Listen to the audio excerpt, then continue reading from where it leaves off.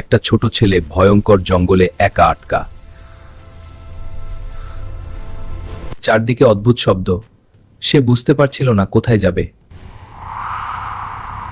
বুদ্ধি খাটিয়ে সে গাছের ডাল দিয়ে একটা ছোট ঘর বানাল। খাবারের জন্য নদী থেকে মাছ ধরল সে। একাই জঙ্গলে টিকে গেল ছেলেটা, কিন্তু হঠাৎ ঝোপের ভেতর থেকে কিছু নড়ল। একটা ছোট ছেলে ভয়ঙ্কর জঙ্গলে একা আটকা। চারদিকে অদ্ভুত শব্দ, সে বুঝতে পারছিল না কোথায় যাবে। বুদ্ধি খাটিয়ে সে গাছের ডাল দিয়ে একটা ছোট ঘর বানাল। খাবারের জন্য নদী থেকে মাছ ধরল সে।